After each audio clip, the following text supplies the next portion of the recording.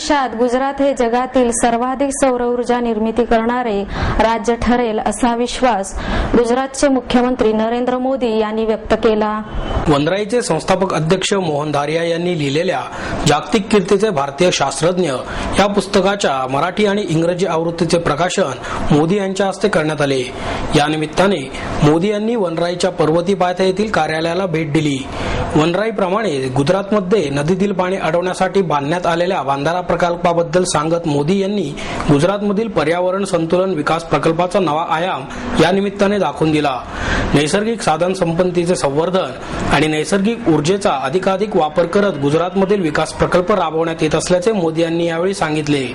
ते म्हणाले, भारत सरकार 120 मेगावॅट तर गुजरात 650 मेगावॅट सौर ऊर्जेची निर्मिती करत आहे। आगामी काळात गुजरातमध्ये 3000 मेगावॅट सौर ऊर्जा निर्माण केली जाणार आहे। सध्या गुजरात हे सौर ऊर्जा निर्मितीत आशियातील पहिल्या क्रमांकाचे राज्य आहे। नदीतील पाणी अडवून जिरवण्यासाठी आम्ही नदीपात्रात विविध ठिकाणी बंधारे बांधले आहेत। त्याचप्रमाणे रेन वॉटर हार्वेस्टिंग जलसिंचन प्रकल्प मोठ्या प्रमाणात उभारले आहेत। या कामात लोकांना सहभागी करून घेण्यात आले आहे। गेल्या 10 वर्षात जलसंवर्धन प्रकल्पांमुळे गुजरातमधील भूगर्भातील पाण्याची पातळी सुमारे 3 मीटरने वाढल्याचे नुकतेच एका अभ्यासावरून निदर्शनास आले आहे। नर्मदेशिवाय 12 महिने वाहणारी नदी राज्यात नाही असा एक काळ होता, मात्र आज परिस्थिती बदलली आहे। भारत सरकारचा कृषी विकास 3% आहे तर गुजरातचा 11% आहे। यावरूनच गुजरातचा सर्वांगीण विकास दिसून येतो। या कार्यक्रमात खासदार सुरेश कलमाडी, भारतीय जनता पार्टीचे शहराध्यक्ष विकास मटकरी, सिम्बॉयसिस शिक्षण संस्थेचे संस्थापक अध्यक्ष डॉ. शांब मुजुमदार, आमदार भीमराव तापकीर आदी मान्यवर उपस्थित होते। दरम्यान मोदी यांच्या उल्लेखनीय कार्याची स्तुती करत ज्येष्ठ समाजवादी नेते मोहन धारिया यांनी मोदी हे आगामी काळात भारताचे पंतप्रधान व्हावेत अशी टिप्पणी केली। देशात सध्या फोफावत असलेला भ्रष्टाचार हटवणे आणि अस्थिर प्रशासन स्थिर करण्याचे काम मोदीच करू शकतील अशा शब्दात धारियांनी मोदींचे कौतुक केले।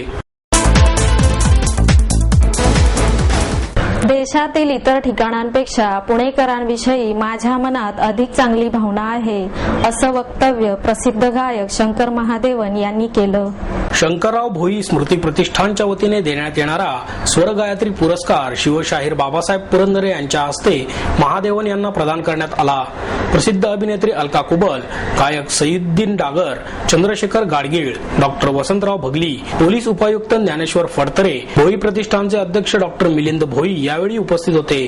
कमलाकर तपस्वी, माऊली टाकळकर, भाई डोळे, विवेक परांजपे आणि इक्बाल दरबार यांना यावेळी स्वरयात्री पुरस्काराने गौरवण्यात आले।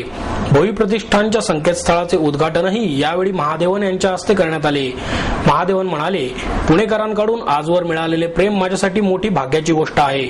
अनेक ठिकाणी गाण्याची संधी मिळाली, परंतु पुण्यात गायल्यावर एक प्रकारचे समाधान मिळते। कलाकारांना विविध ठिकाणी कला सादर करताना धावपळ करावी लागते, त्यामुळे त्यांनी स्वतःच्या तब्येतीकडे लक्ष देणे गरजेचे आहे। या पुरस्काराने प्रेरणा मिळाली असून आनंद झाला आहे। यवतमाळ येथील दीक्षा गायकवाड, अंजली एंड पल्लीवार, सारिका घोसले आणि वैष्णवी हेमने या आत्महत्याग्रस्त शेतकऱ्यांच्या मुलींच्या हस्ते महादेवन यांचा सत्कार करण्यात आला। या मुलींसाठी महादेवन यांनी तारे जमी पर या चित्रपटातील गीत सादर केले।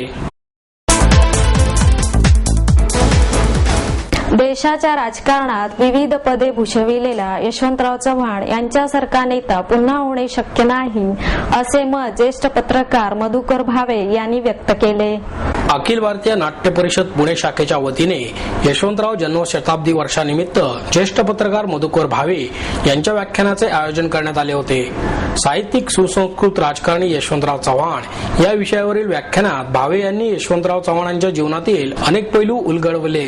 यावेळी आमदार उल्हास पवार, नाट्य परिषदेचे डॉ. सतीश देसाई, सुरेश देशमुख, दीपक रेगे, अंकुश काकडे, किशोर धारिया उपस्थित होते। भावे म्हणाले, सुसंस्कृत, साहित्यिक आणि राजकारणी हे तीनही शब्द ज्यांना लागू होतात असे अलौकिक व्यक्तिमत्व म्हणजे यशवंतराव चव्हाण। मुख्यमंत्री पदापासून ते देशाच्या उपपंतप्रधानापर्यंत महत्वपूर्ण पदे भूषवलेली एकमेव व्यक्ती म्हणजे यशवंतराव। महाराष्ट्राच्या राजकारणात असा नेता पुन्हा होणे शक्य नाही। यशवंतराव उत्तम राजकारणी म्हणून तर परिचित होतेच, परंतु त्याशिवाय एक साहित्यिक म्हणून ते कुठेही कमी पडले नाहीत। मुख्यमंत्री पदाची धुरा सांभाळत असताना राज्याच्या विकासाचे टप्पे ठरवून त्यांनी योग्य रीतीने अनेक कामे पार पाडली। याच काळात शालेय शिक्षणात विद्यार्थ्यांच्या शुल्क माफीचा निर्णय त्यांनी घेतला। यावरून त्यांची शिक्षणाबद्दलची आसक्ती दिसून येते. मुख्यमंत्री, गृहमंत्री ते अगदी संरक्षण मंत्री आणि उपपंतप्रधान अशा महत्त्वपूर्ण जबाबदाऱ्या त्यांनी पार पाडल्या असेही त्यांनी यावेळी नमूद केले.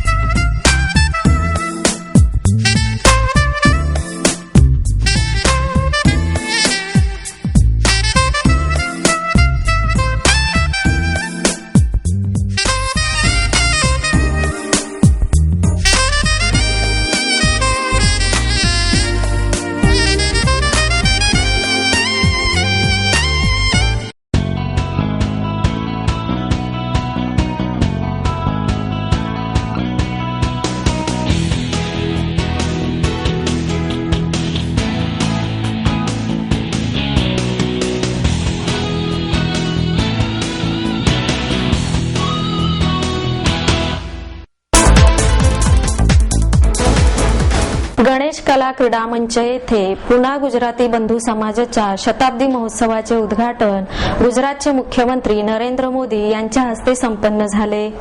यावेळी श्री पुना गुजराती बंधू समाजाच्या वतीने त्यांना गुजरात रत्न पुरस्कार देऊन सन्मानित करण्यात आले.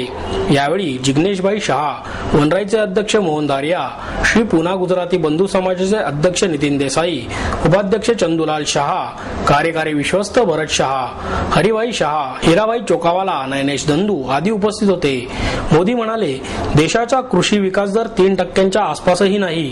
तेथे गुजरातचा कृषी विकासाचा दर तब्बल 11% आहे. त्यामुळे देशाच्या कृषी मंत्र्यांविषयी किती बोलू आणि का बोलू, तसेच काय बोलणार, आता नेमके ते जनताच बोलेल असा चिमटा मोदी यांनी केंद्रीय कृषी मंत्री शरद पवार यांना त्यांचे नाव न घेता काढला.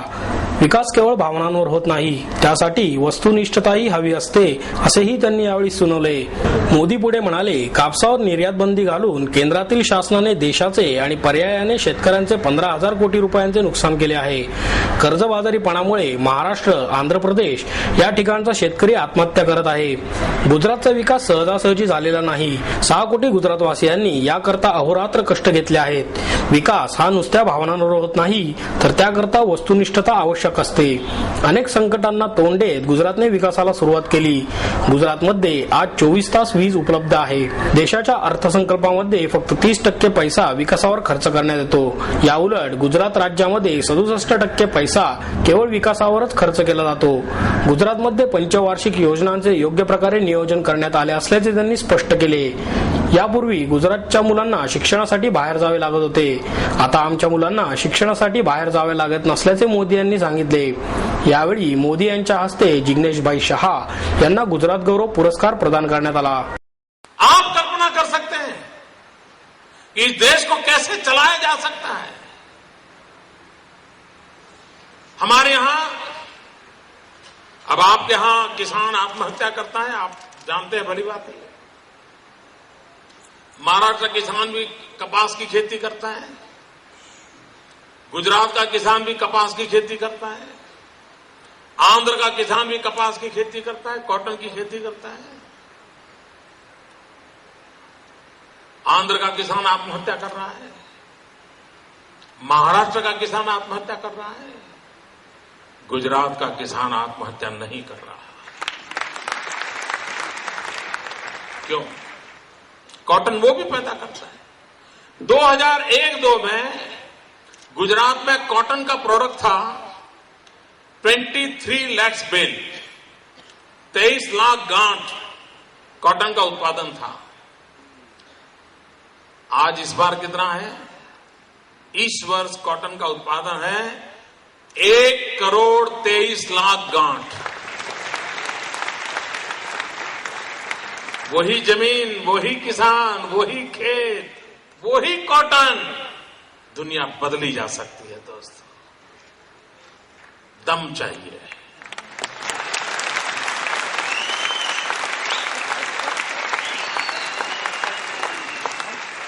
लेकिन अब दिल्ली को परेशानी हो रही है कि गुजरात में ऐसे हो कैसे सकता है, गुजरात का किसान प्रगति कैसे कर सकता है. और इसलिए अभी एक दिन रातों रात क्या किया उन्होंने, कॉटन के एक्सपोर्ट पर प्रतिबंध लगा दिया।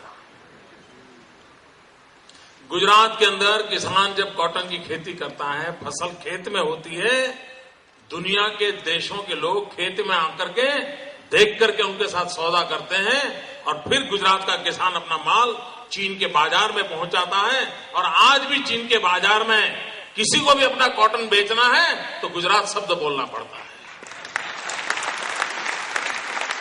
एक बार उनको पता चला है कॉटन गुजरात है, मार्केट मिल जाता है। लेकिन अचानक भारत सरकार ने कॉटन एक्सपोर्ट पर प्रतिबंध लगा दिया। मैं हैरान हूं मित्रों। और कॉटन एक्सपोर्ट पर प्रतिबंध लगाने के कारण गुजरात के किसानों को करीब 15,000 करोड़ रुपए का नुकसान किया है। अभी ये मैं इसी हफ्ते की बात कर रहा हूं। ये किसकी भलाई के लिए किया जा रहा है? क्या इन लोगों को कृषि के संबंध में एक शब्द बोलने का अधिकार है?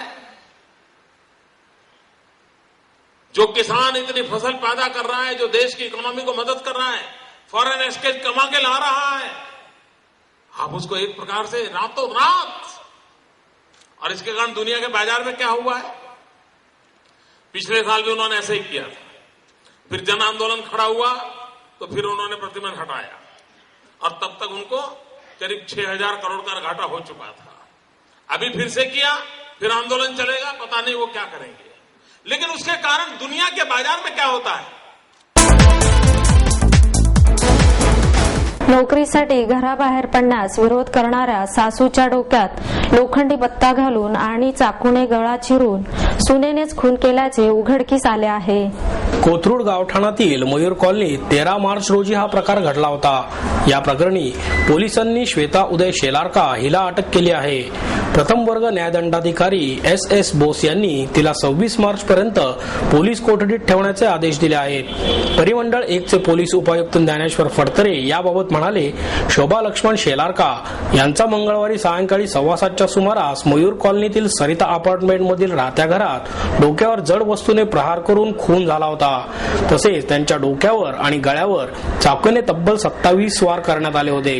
या प्रकरणी शोभा यांचा मुलगा उदय शेलारका यांनी फिर्याद दिली होती। फिर्यादीनुसार शोभा यांची सून श्वेता मुलीला खेळण्यासाठी आयडियल कॉलनीत 6:30च्या सुमारास सोडून आल्यानंतर सासूचा रक्ताच्या थारोळ्यात पडलेला मृतदेह पाहिला। तिने आरडाओरडा केल्याची माहिती देण्यात आली होती। मात्र त्याच सुमारास सोसायटीत बाहेरील कोणीही आले नसल्याचे ज्येष्ठ नागरिकांनी सांगितल्याने वर्दळीच्या वेळी झालेल्या या प्रकाराने पोलीसही चक्रावले होते। हा खून जवळील नातेवाईकांनीच केला असावा या दिशेने पोलिसांच्या तपासाची चक्रे फिरत होती। सोन्याच्या दागिन्यांची चोरी झाल्याने चोरीच्या उद्देशाने खून झाला का याची चाचपणीही पोलीस करत होते। त्यानुसार पोलीस तपासात श्वेतानेच सासू शोभाचा खून केल्याची कबुली श्वेताने पोलिसात दिली। फडतरे म्हणाले की श्वेताचा आणि उदय यांचा विवाह 7 वर्षांपूर्वी नागपूर येथे झाला होता। त्यांना 3.5 वर्षांची जस्मिन नावाची मुलगी आहे। उदय हे शेअर ब्रोकरचे काम करतात। श्वेता ही एका खासगी विमा कंपनीत पार्ट टाइम काम करते। मात्र तिला घराबाहेर पडून पूर्ण वेळ नोकरी करायची होती। सासूचा त्यास तीव्र विरोध होता। त्यावरून दोघींमध्ये वारंवार भांडणेही होत होती। खुनाच्या घटनेच्या दिवशीच श्वेताचे कमरेखालचे रक्ताने माखलेले कपडे पाहून पोलिसांचा श्वेतावर संशय बळावला होता। मात्र परिस्थिती पाहून पोलिसांनी 2 दिवसांनी श्वेताची कसून चौकशी केली असता आपणच खून केल्याची कबुली श्वेता हिने दिली। 13 मार्च नंतर शोभा या काही कामानिमित्त बाहेरगावी जाणार होत्या। त्याची संधी साधून श्वेताने घरातच सासू शोभा यांच्या भोवयांचे आयब्रो करण्याचे नाटक करून त्या गाफील असताना डाव साधला असेही त्यांनी सांगितले। पुणे श्रमिक पत्रकार संघ आणि फ्रेंड्स ऑफ व्यंकटेश यांच्या वतीने आधी सद्दाम मग गडाफी आता कोण या विषयावर युद्ध वार्तांकन करणारे पत्रकार जय देशमुख यांच्या व्याख्यानाचे आयोजन करण्यात आले होते। फ्रान्सच्या आंतरराष्ट्रीय वृत्तसंस्थेत युद्ध पत्रकार म्हणून देशमुख काम करतात। गतवर्षी इजिप्त, लिबिया येथे झालेली क्रांती तसेच इराक इराणमधील युद्धजन्य स्थितीच्या वार्तांकनाचे अनुभव त्यांनी सांगितले। देशमुख म्हणाले, ट्युनिशिया, इजिप्त, लिबिया या अरब देशात देशातील जस्मिन क्रांतीच्या मुळाशी स्थानिक नागरिकांच्या मनात खदखदणारा असंतोष होता. इस्रायल, अमेरिका किंवा पाश्चिमात्य देशांनी हे बंड घडवून आणल्याच्या प्रचारात तथ्य नाही. आखातातील मुस्लिम देश आणि युरोप, अमेरिका यांच्यात सैद्धांतिक संघर्ष आहे. दोन्ही बाजू आर्थिकदृष्ट्या आणि अद्ययावत साधनांनी समृद्ध आहेत. या संघर्षात कोणाची बाजू घ्यायची हा खरा बिकट प्रश्न भारतापुढे आहे. कारण मुस्लिम राष्ट्रांबरोबर भारताचे ऐतिहासिक, राजनैतिक आणि आर्थिक संबंध आहेत. तेलासाठी आपण त्यांच्यावरच अवलंबून आहोत. इराण आणि इस्रायल या दोन देशांमध्ये तणावाची स्थिती आहे. परंतु इराण इस्रायलवर अणुहल्ला करण्या इतपत तांत्रिकदृष्ट्या सक्षम आहे असे वाटत नसल्याचे देशमुख म्हणाले. त्यांनी सांगितले, इस्रायलवर अणुहल्ला केल्यास अरब देशांचा रोष इराणला सहन करावा लागण्याची शक्यता नाकारता येत नाही. मात्र आंतरराष्ट्रीय स्तरावर स्वतःची प्रतिमा शक्तिशाली करण्यासाठीच इराण अणुसिद्ध होण्याच्या खटपटीत आहे असेही त्यांनी नमूद केले.